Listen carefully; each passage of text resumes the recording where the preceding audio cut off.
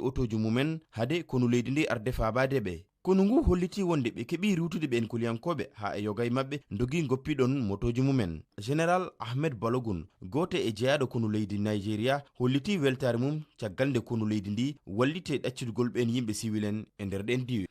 Racine Sow tedduɓe heeɗiɓe ko ɗo kaddatene kabruji meɗen kikiɗe Moussa Thiam tokaragal jungo ma funnama tedduɓe joni ko yewtere mon coftal ɓalli men.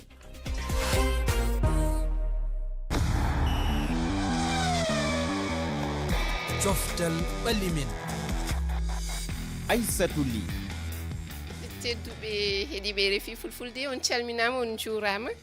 on mbiyama bisimilla e yewtere coftal ɓalli men alet hande noon toɓɓuɗen ko suɓogol Zinedine Zidane hono hoorejo diɗal France foko koyngel o sifi nanodiral golle duuɓi nayyi ko wona ɗum ma en kaal kadi e ɓoore nde Gianni Infantino hoorejo FIFA woni darnude gollorgal inirtengal FIFA Forward Entreprise o haytinde e ɓoore holko saabi ɗum holko jogori battinde ma en kumpito kadi e haala Emerse Faye o natti wonde eltowo diɗɗal Côte d'Ivoire adodiral puccel jamdi Tour de France professionnel France saabi ala kalis hadde ɗum fof noon puɗɗirten tedduɓe ko haala kawgel CAN rewɓe to Maroc on mbiyama bisimilla.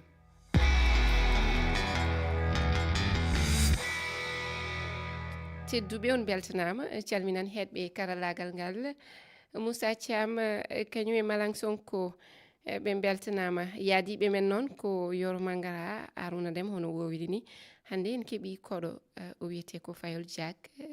mbiɗen ko honneur aux dames Fayol a salminama a bismama. Aissata salminama Haruna Yaro ono fof on calminama a wiyama bisimilla ma jaram eyo Arouna ande a salminama juura Bien bienvenue no tuuba ko mbiyata ni. Bienvenue Fayol eyo Yoro oto keɗɗa mi yiyanima hande hande de aɗa andi ɗo vacances uji ɗi sukaɓeɓe kamɓe mbatta koɓe chef uji koma nawaɓe jaltinaɓe seeɗa ko ɗum waɗi sukaɓeɓe ɗo koɓe chef uji ko noon ko hen jeeya eyo ko so ɗum yawti ko en kaali ɗum kawgel CAN rewɓe fettoɓe ni jokki to Maroc hande noon kawodire ñalaɗe ɗiɗaɓere ɗe timmata ngolo lawol ko an yeɓan daranno kawgel ngel aɗa haala min holtoɓe jarete mbeɗa sikki hande kawodire ñalaɗe ɗe timmata en kaali ɗum ko oɗo saaha Ghana ene hawdirde e Cameroun koye dawol aranal ngal wona ma en kumpito e dow ɗum walla aɗa humpiti Yoro ala mi mbeɗen daara e téléphone am kono mi jimani e télé de hande a darani télé ɗe kono eɓen en Cameroun nanni loggol joni kañum joni kamɓe dañi Arouna wi Cameroun loggi gotel penalty ɓe dañi penalty ɓe loggi faw petta heddi noon ɓe cuwata o foftoyat ni eyo kañƴe ɗiɗi ɗe fof ene wayno woni Ghana woni Cameroun fof kamɓe potno tolnoni ɗo toɓɓe mone diɗɗe fof heeɓino toɓɓe tati mi sikki saabu e kawdire mabɓe gadane ɗe ko kamɓe hen diɗɗal fof hawino Cameroun kañum ni jogorano jeeyede e kawgel ngel kono so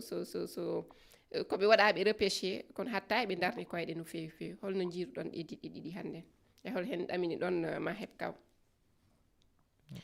Yoro ani Arouna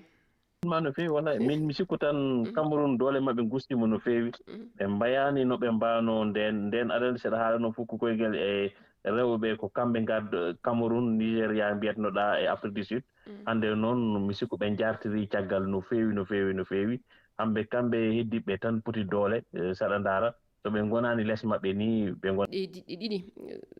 mi siftina tan so wona ɗum mbimi Yoro Arouna jaafoɗa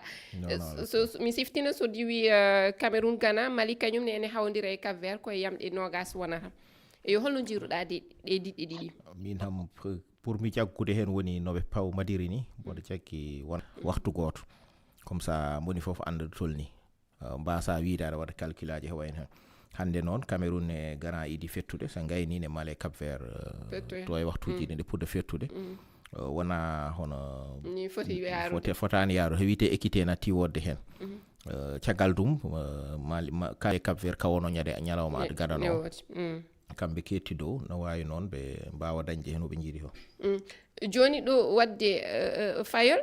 an holno jiiruɗa kawodiral ngal jiirumi ɗum ko Cameroun e Ghana goto foof ne jogui 3 points joni Mali e Cap Vert go fof 0 point te deuxiéme journée ɓe goni woni groupe D joni noon ɓe paate troisiéme journée ƴeewen entre Mali so Mali kay hande hawi Cap Vert heddo entre Mali e Ghana hakkunde Mali Cap Vert wona kawdiral beeɓo wonata sabude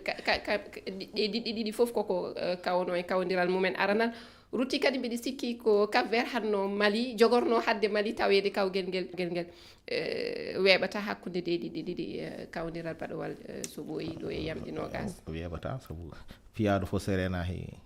jooɗo kadi kasi sabu tiɗo arti pepennat ɗum noon sa fiyama laabitini an hama natti jogade chance wadde qualifié ngel kawgel hikka bettere waɗi wonande kañum ne ngol woni aranol mum jeeyede tawede kawdiral ngal kono Malawi kañum dartima no fewi Nigéria hol yiyande ma e kawdiral walla hande diɗɗal Malawi gargal hikka e ngel kawgel anani hande équipe tokos ala équipe aji mawɗi tan gooɗi yeru eɗen gandi ɓe Afrique du Sud kamɓe coupe de 2022 kamɓe ganno champion en jeeha hande ɓe piyama ñanden qualification mabɓe hikka e karo no jiiɓi seeɗa donc pour dire mi kam surprise ala hen yiyande ma wadde Malawi wona surprise yo Arouna Malawi oɓe jogui ɓe saabu he ɓurɓe wade aduna heɓe jeeya mboɗo sikki ɗum wallidiɓe no feewi e kawdiral hoɓe puɗɗi faade joni ho yiyama hen te eɓe jogui hadi kippe mo ganduɗa noon so gonga kono Nigéria kañum ene jogui o choala ballon d'or laawi Nigéria wiite kañum ɓuur hettimɓe fof dow kono ham e match go Côte d'Ivoire e guɓal muɗum hecciyanki ay Afrique du Sud Côte d'Ivoire mi-temps 2-0 wonno Afrique du Sud wartima ha arti saabu soɓe piyanoma woni wonde ɓe kooti kamɓene haɓe garti ɓe mbaɗi match nul 2-2 kono wona hono weeɓani hay goto hikka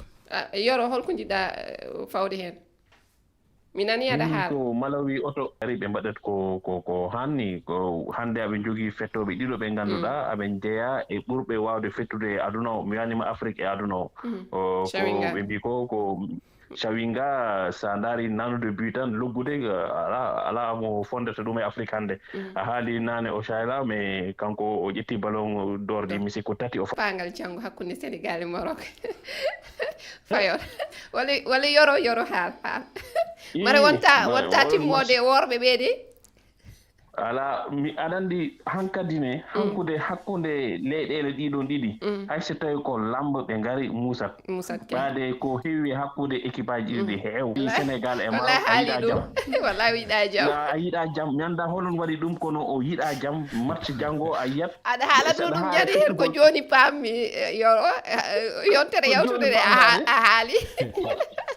ko ɗum mi manda ko holon fayi holon fi oɗo groupe kono wona jiɗɗo jam wallahi mbeɗa andi musat mi hoore so yiɗi yawtude nayaɓal timmal ko alay sago darna koyɗe walla fiya kam ha tigui alay sago ɓe piya saabu o instant Algérie ne jogui 3 points Maroc ne jogui 3 points kamɓene Maroc 6 kamɓene ɓe jogui 3 donc mais Algérie ne daɗi ɓe 2 buts donc soɓe jiiɗi janggo qualifié 2-0 walla 3-0 handin ko calculaji tan yoɓe ko duwa tan handin keddorɗen ɗum ma hamno e jiɗɗo Sénégal ngal koye ay saɗi nande gonga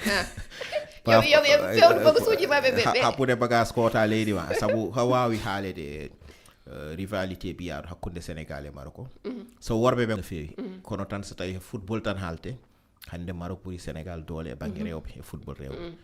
sahan noon keñama ponno fiide ha heewi ɓeteɓe pewnito saabu kañum ɓuuri famdude doole e groupe o ɓe piyani ɗum gotel e kawi ɗum gotel ngel ɗon yonani jogorani yondeɓe saabu mi sikkani Sénégal mo jiiri Sénégal so tawi ma yalti o groupe mini hammi yakaram hewani hen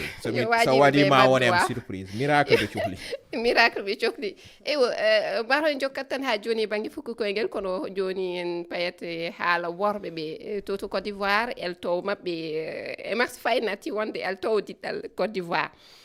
tinani ɓe jettimo kanko mo jeeya noon koye eltoɓe eɗen mbawi wiide wasɓe golle mumen caggal kawguel manguel adunaru en mbino ɗo ene 16 mo mbasino mataw eɗen mbawi wattudemo e doggol ngol o yetti yeeso diɗɗal Côte d'Ivoire koye hitande ujunaji 2024 mbiɗa sikki o hokki Côte d'Ivoire ko aadi makko golle walle koko waɗi Côte d'Ivoire koko waɗi kawguel manguel adunaru koko waɗi kadi kan ɗum saabi golle makko dartina toon e yeeso diɗɗal ngal hol yiyande mon hen? Bon, mi sikku tan koko waɗi ko coupe du monde o coupe d'Afrique no mamen goppe men hayɗo o ɗamininooma hayɗo mbiɗa sikki o ɗamininooma hayɗo ɗamininoma mais an mi sikku tan ka paljuɗo inde makko mbiɗa ko Emerse Faye min sikku tan ko Emerse Faye ɓaade comme o fayi no coupe du monde o fayi sa juumi ko fayi ko foti no coupe du monde sa renaki tan a riwete te ko ɗum heɓimo ko wona kanko tan on jii Pape Thiaw riwama on jii elto Afrique du Sud kanko de ɓe haali haala Pape Thiaw mamin garto e haala makko Yoro kanko Pape Thiaw nde caɗele enen goodi ha joni eyi mbimami aɗa andi min eltoɓe Afrique ɓe aɓe jalni an yiɗi wadde ɗum ɗo liggey ma ka jiɗɗo wadde e an yafin tan mbiya an ka retraité liggotoɗa lebbi tati fof ko lawol gotol koɓe sukaɓe yoɓe jaaɓe ƴettoye club aji ɗi ɓe liggo min woni président fédération Afrique mami wiye no heɓi diplôme makko o wi Noël Le Graët mi heɓi diplôme o wimo ya ƴettoye club liggoɗa min daara ko mbawɗa saɗa wawi gara o ƴetti Real o ƴetti wadde kanko o ɓooyi yidde eltude diɗɗal France sa aɗa andi neɗɗo sa woni tenkowo ma wawni tamde mais tenkowo mo gamɗa hay tamde a wawa lomto makko hol miiji ɗon bawɗo lomtademo toon to yeeso diɗɗal Côte d'Ivoire Aruna holno miijoriɗa lomto makko? Min ɓurmi yiide mataw kamɓe bo pawi guite mataw mboɗo sikki Kolo Touré Kolo ɓe ɓuri mboɗo sikki soɓe gaddoyani entraîneur Touba mo liggo toon won haaloɓe gartugol Hervé Renard kana Hervé Renard hama sa yi lebbi battididdi kala équipe tout innaɗo inne hen hay coupe du monde Tunisie wattinno on noon woni tan ho yiilade fayi bagason nane welni sa hem tan yiilo on sa jetti ɗum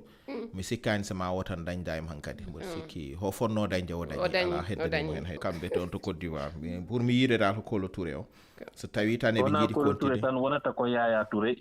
kañum kadi nen elta hankadi ne équipe Europe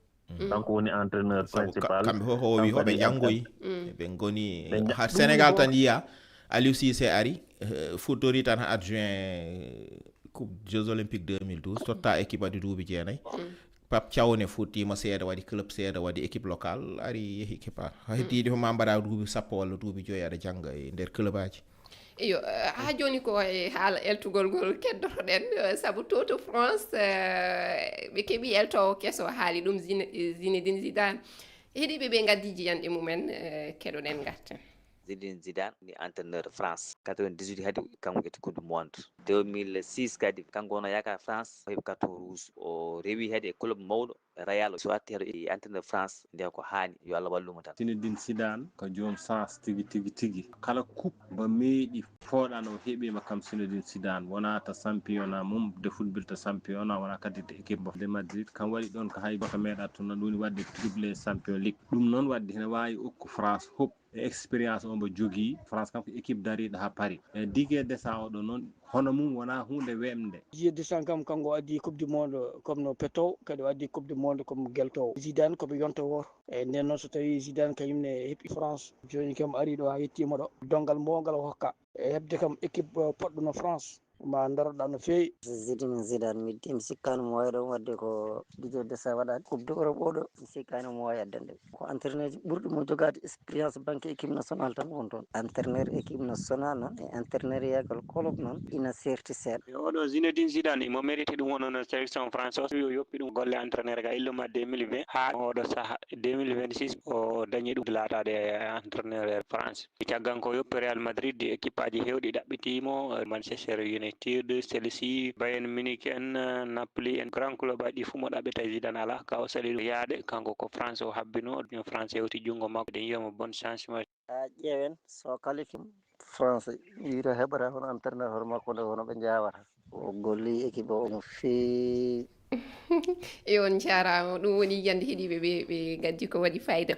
ha joni ko oɗon yewtere won coftal ɓalli men ko haala no wiyeteno Zinedine Zidane hono eltowo kesso diɗɗal France kaleten eyo spécialiste o Ousseyni Tall o wonko haali ɗo o wi o jooɗima duuɓi ene wayno tan club aji mawɗi kewɗi ene jinno o ara ɗo mumen kono kanko Zidane ko carinoɗo o wi tan ko diɗɗal France ngal o yiiɗi eltude duuɓi nogas caggal ko darni walla ko wayri fettude 2000 ɓooyi noon o wino ko l'histoire n'est pas finie ene wayno ɗum arti hannde ko koyɗol makko ko yidde makko gila ko ɓooyi mataw ɗon ɗamini ma wat golle patamla men mo wawani won mbiɗo ɗum e heɗotoɓe ɓe fettude eltude club e eltude équipe nationale jiida min mboɗo jagge no wawi o yiɗi o par ce que aɗa andi kanko jooɗima duuɓi o fata ɓawon duuɓi sappo joni ɗum tan woni haaju makko ala fof goɗɗum ho liggi walla no ɓe mbiri ni o équipe aji mawdi mbino ne ƴettamo wona club walla équipe nationale o weera jabde wona kalis umminnimo o jooɗi omo fada o fanno tan hande Deschamps gayni fo jetta ɗum noon woni woni hakkille he won ho yiiti dañde te won omo andi to fayi taw noon wona ar tan yomi armi totte farent hono yero wiiri nani ni nde o yiiɗi ƴettude France o ya janggoy ya janggoy sa wawi timoje ma deftota sa dursitima ha yimɓe gandi a wawi garta o dursitoyima to Real o andi pression gonɗo Real o mboɗo sikki o dañde pression ɓurdo ɗum tidde e gagnade e wadde an a yadani e wiyoɓe eltude club e eltude diɗɗal jiiɗa e banggue ne liggorteni fayol hol miijo ma hen mate lomtade baaɗo no Didier Deschamps 14 ans sappo e nayyi duuɓi sappo e nayyi o addi kawgel mangel adunaru to France o waɗi golle paydinde kanko ne wonno ko fettowo caggal ɗum o elti diɗɗal ngal mate aɗa sikki lomtademo ma wot ko weeɓi lomtademo wona hunde wemde mais ko oɗo wi ko Zidane ɓooyi yidde te ɗum ɗon ça veut dire omo pari ɗum te comme ko wiyanma ko wima so miijimo to ummiɗo e ko woni hande ko kanko woni yimɓe jejjit ko Kabylie ko algérien de Marseille et ko français donc ça veut dire c'est un pragmatique umur ko neɗɗo jiɗɗo cuusal kala ko yiɗi wadde o waɗat te eɗen ñaaguinimo Allah yo Allah newnanmo par ce que so waɗi réussir tan ɓe mbiyata ko français so woni goɗɗum ɓe nawtamo to ummito to ummito yoro mi suusa waddemo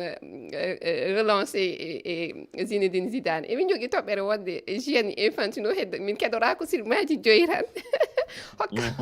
tan hokkam jokken mataw meɗe voilà Gianni Infantino addi eɓɓore hesere o addino eɓɓore hesere ene wiye FIFA Forward entreprise yidde makko wonno darnude gollorgal ngal ganduɗa ko kañum yuɓɓinta kañum toppitto kala ko woni potite mawɗe ko wayno kawgel mangel adunaru e ko nandi hen kono so ɗum waɗi ko ma joom jawle en nanna hen mbatta hen buuɗi mumen mbaɗa ene mbawa wiltinde ɗum yimɓe noon o ruttima caggal e nde eɓɓore kono o felama no feewi pelle mawɗe adunaru tambiɗe fof ko koyngel woni e banggue Europe Asie Amérique ɓe mbi hewɓe tuumi FIFA mbeɗa wiya FIFA Gianni Infantino ko yidde yeede fof ko koyngel mare oɗon ndende makko nden gon miijo walla nden miijo yidde yeede fof ko koyngel ɗum ene wona ko ɗum o yinno mais aɗa andi jalni Infantino suusa jogui club uji ɗi e équipe nationale mawɗi ɗi ko hen ɓe goni kamɓe ɓe mbi ɓe gonta tawede e coupe du monde so ruttaki caggal o rutti caggal ɗum noon kanko no woni e hoore FIFA ha joni ko yiilade kalis tan o totti coupe du monde Qatar o totti coupe du monde Arabie Saoudite o jii biyeji mare wona Trump o yiilotono yeede haali miijo ngo yoro gonɗa koye ñamdewal mi ñamani wallay ko an gonnomi heɗade aɗa andi ala min mi yettaka demde bisimilla wawade jokku waktu o heewani non mi sikku tan koɓe mbaɗi ko haana ko ganduɗa yimɓeɓe fof ne jiiɗi